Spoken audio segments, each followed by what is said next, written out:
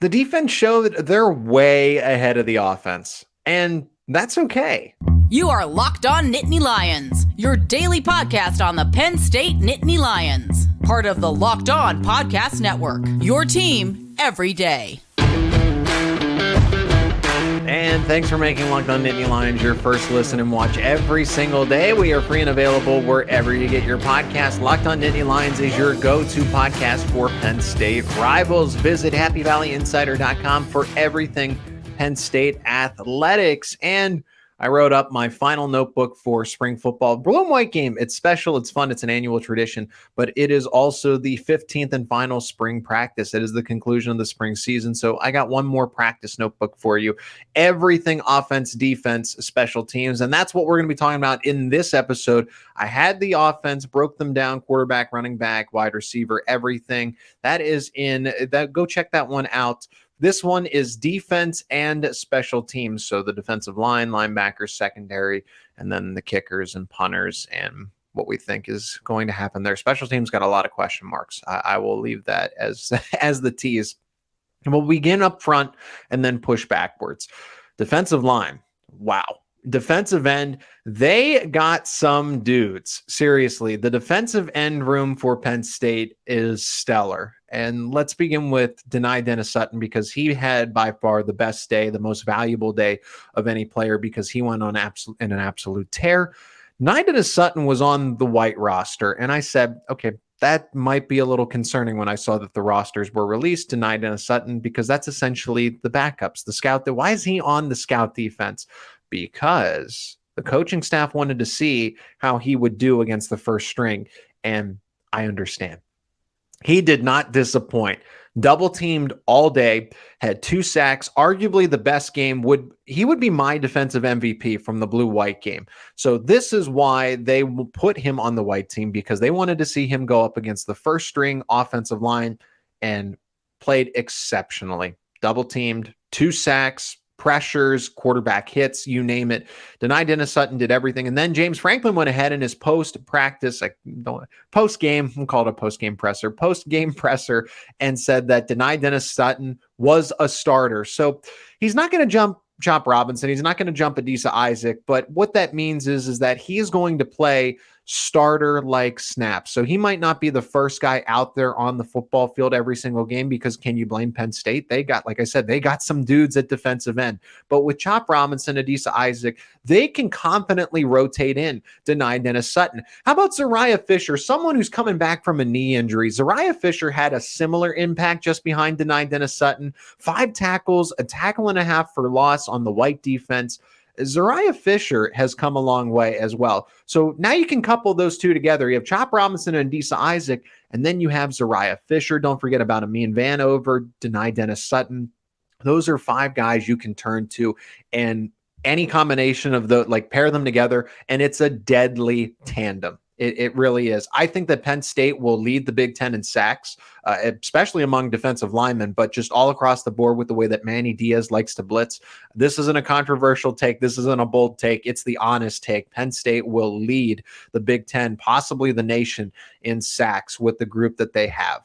Some other takeaways from the blue and white game as far as the defensive line goes. Redshirt junior Jake Wilson received a good amount of reps with the blue defense. So could he be that replacement for Nick Tarburton, that veteran run-stuffing edge defender? Not really your pass rushing type of presence because you got a lot of those. You do. But maybe when it's a game against Northwestern or a Michigan and you need somebody that's more of that run stuffing type of presence, I could see Jake Wilson being that type of player. It was good to see him on the football field in the capacity. So now there's the interior. If you watched all the way through for the offensive analysis, the defensive line, I was excited to talk about the defense because I think that the defense overall is going to be one of the best in the nation.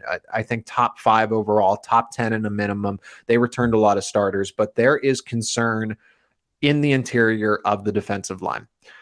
And I thought James Franklin was just saying, okay, guys aren't, holding up their end of the bargain. We're just not seeing enough from these guys. They need to play better. They need to practice better. Well, some guys just aren't available to practice. And Hakeem Beamon and Keziah Izzard, I don't want to say, again, I'm not here to speculate, but they were in comfy clothes on Saturday. So now I understand why James Franklin was so vocal about the depth concerns at the interior of the defensive line, because they still got some guys too. Zane Durant had a sack. Devon Ellis was fairly quiet beside a pass breakup, which is good to see. Get your hands up. Devon Townley Jr. had, I wouldn't say the biggest impact in the interior, but he definitely probably stayed behind because they said you're going to have some opportunities. You will have your chance in the middle of the defensive line. And that's the case. I think Townley has gotten some praise. He's come a long way as well. Just didn't do anything exciting in the blue-white game. But now the depth is glaring with potential injuries, and you hope that Beeman, you hope that Izzard can come back. You would like to think that they'll be able to recover over the summer, but James Franklin has been very vocal, and they have been very active. There's been select players that have said that Penn State has reached out to them since they've been in the transfer portal. They need interior defensive linemen, both from a talent perspective, but also more importantly, a depth perspective. But more importantly, from a depth perspective, because if any of those guys, and on top of Beeman and Izzard, do go down, then that's when it really gets out of control. And Penn State, they showed that they struggled against defending the run at times last year. Of course, the Michigan game, and Penn State will have to shore that up in the interior of the defense. So the defensive ends are great. Pass rush is going to be incredible. But as far as the defensive interior goes, the defensive tackles, and they need athletic guys. I don't want to talk about a big, mean, heavy nose tackle. They do not need that in Manny Diaz's defense. That's just the fact of the matter. It is Locked On Nittany Lions, and we're talking linebackers and secondary, special teams all the way at the end. But first, let's hear from our sponsor of this episode, and that is Built. Something exciting is coming to Built.com on April 22nd. And I don't have all the details yet, but the excitement is real, and it's something you will not want to miss out on.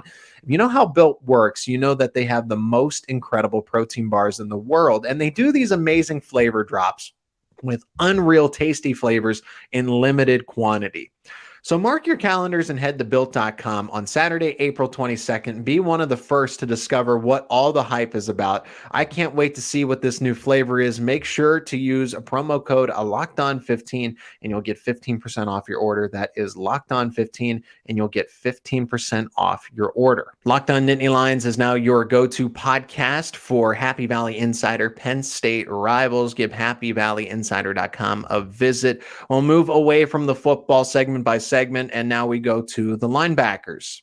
And linebackers had a good day, but I'm going to focus particularly on the scout team on the white squad because there's really nothing to analyze when it comes to Kobe King, Abdul Carter, Curtis Jacobs, your trio of starters for the blue team, the first string defense. These guys fly to the football. With the youngsters that Penn State now has in the rotation, linebacker is going to be one of the deepest position groups on the team. So Abdul Carter looked great, Curtis Jacobs, and Kobe King. Kobe King had a sack too.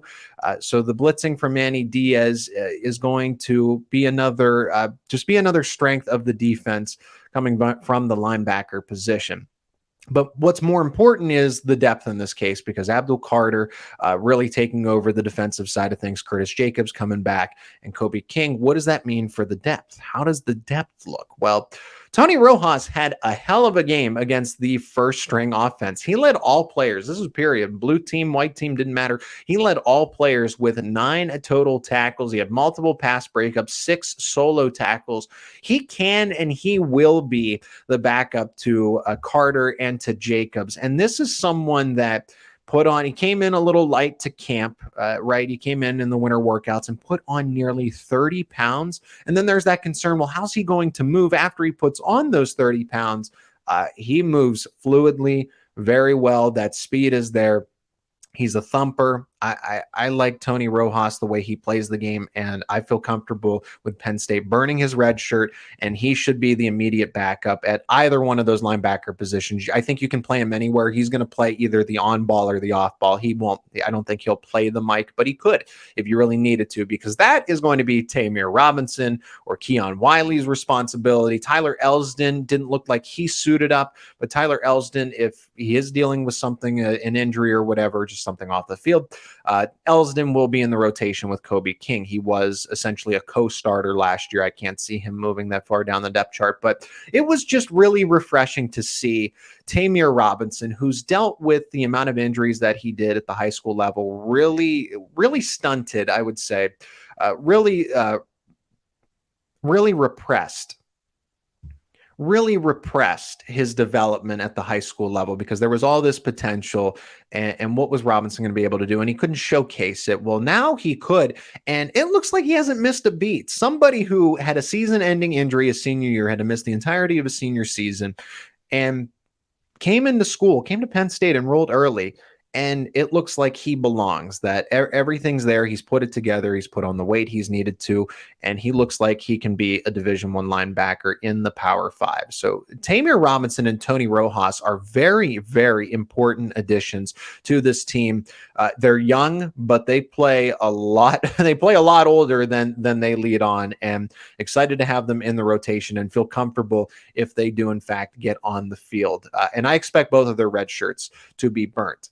Now for the secondary is going to be probably behind the defensive ends, I would say, the best position group. Let's move further back away from the football, and that leads us to the secondary. And I anticipate little to no drop off by the secondary. Yes, you lose Jair Brown and you lose Joey Porter Jr., but this group is sticky. They are like flypaper. You have Kalen King, who now moves into that Joey Porter Jr. role. You have Storm Duck, who transferred in. You have Johnny Dixon. And Dixon, I think Dixon and Storm Duck are going to rotate and be co-starters, but there's still going to be that system, that learning curve for Storm Duck. So I anticipate that Kalen King and Johnny Dixon are going to be your starters, and Dixon made that big hit on Liam Clifford that jarred the ball loose. Still very good in coverage. It looks like slot corner Daquan Hardy has added a few tricks, that he was a little more aggressive in coverage. It felt like he had a down season last year in 2022. I think he will be better for 2023. But those guys, they just look good from start to finish. And then you go back to the safety position, and this is where it gets a little different, because Jair Brown was that jack of all trades. You could bring him down in the box. He could be your center fielder. He could be over the top. And now essentially you look at Jair Brown and what he did.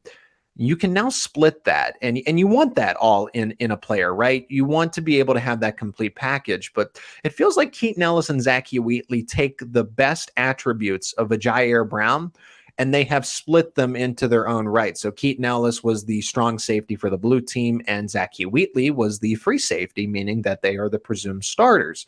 And it will be interesting to see how the starters at safety and how they're going to play in 2023, just because Jair Brown could do it all and could be wherever. You're going to have to mix and match and find that chemistry for your strong and your free safeties in traditional roles, because Wheatley is your traditional over-the-top coverage safety. He's your center fielder. He's arguably the best coverage safety. I don't think anybody would challenge me on that, whether it's someone who covers Penn State or a teammate of his or a football player, because or a coach on the team, because of him being the turnover king in the offseason last year and showing in limited reps what he could do forcing turnovers.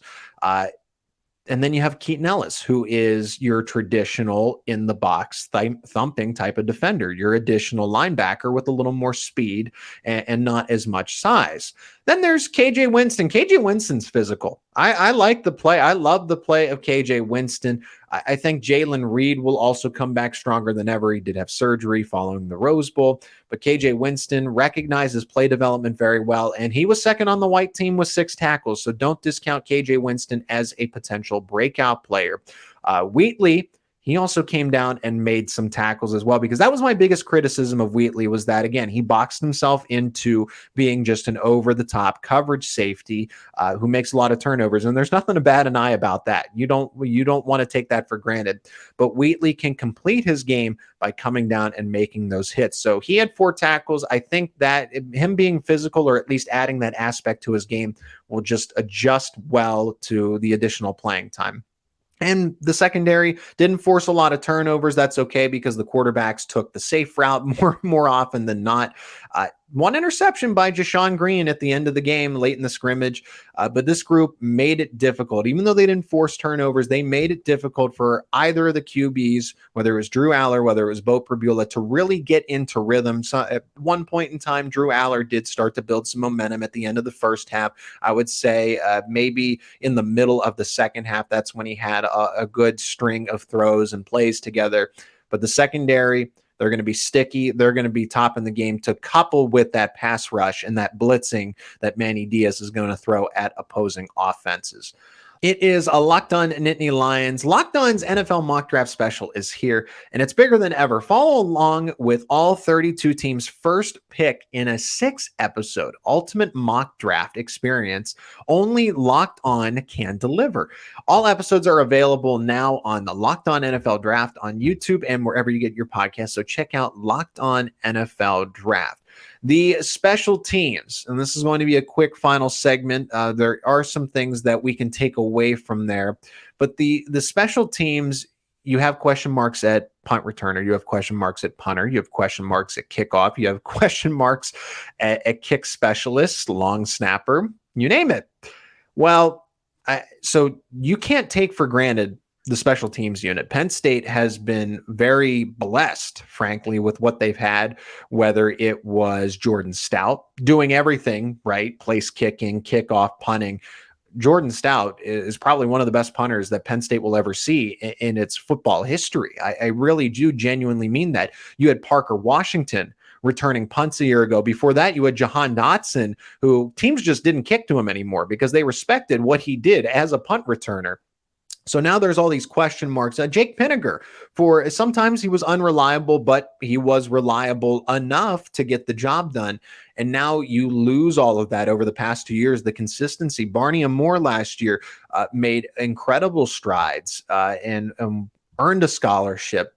And now that's all gone. And there are some things that you need to be concerned about. What helped the defense was that a guy like Jordan Stout or Barney and Moore would pin other teams inside the 5. They would pin them inside the 10. And does Penn State have a punter that can do that consistently can pin a team and flip the football field when the offense is going to sputter at times? They're going to go 3 and out and they're going to make their mistakes. Can the special teams be part of that group to just flip the field and give the defense an advantage and really bail out the offense sometimes? So we'll start with the punter. I'm not impressed with redshirt freshman Alex Bichetta. I'm not. I just think that he has a lot to learn. I think there's a reason that Riley Thompson comes in and from FAU, and that's why there's going to be a competition. And I think Riley Thompson is going to be your starting punter in 2023. There's really not much more than that. There weren't a lot of punts to go around, and that's okay. But punters has a huge question mark around it. Just how good is Riley Thompson? Because Alex Bichetta has not come along the way that you would like him to. Then for kicker, same thing. There weren't a lot of field goals attempted. Is it going to be Alex Falcons? He was on the blue team.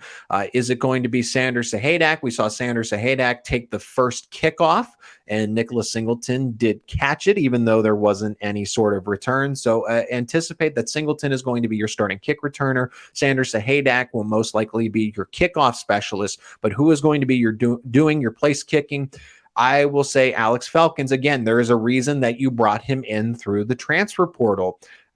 Daquan Hardy fielded a couple of punts. I'm okay with that. Typically what you see James Franklin do, it's strategic. The running backs will be your kick returners, and your punt returners will either be wide receivers or guys in the secondary. So Daquan Hardy taking some punts. Caden Saunders fielded some punts as well. We can't assume anything. What I know from just talking to other people that cover the team or that are around Penn State football is that when it comes to punt returner, that is a completely wide open competition. Wide receivers, the guys in the secondary, it is a free and open game. It is anybody's job out there. Nobody has an advantage. They won't know until summer camp and everything else. The first fall practice happens in anticipation for West Virginia. But for special teams, it is a little bit of a head scratcher with kicker, punter, everywhere. There's just no consistency. And that I really hope the third side of the football for Penn State does not do anything to hold the team back from a crucial victory. I really think that needs to be addressed. throughout the summer and leading up to West Virginia. Locked On Nittany Lions, another one's in the books. Thanks so much for checking out this episode. Check out previous episodes as well. Takeaways from the blue-white game, talking about recruiting and everything that Penn State has done. Men's basketball as well with the activity in the transfer portal. Follow along wherever you get your podcasts. Subscribe to YouTube if you haven't already. Thanks so much for 1,000 subscribers. And I will talk to you soon on another episode of Locked On Nittany Lions.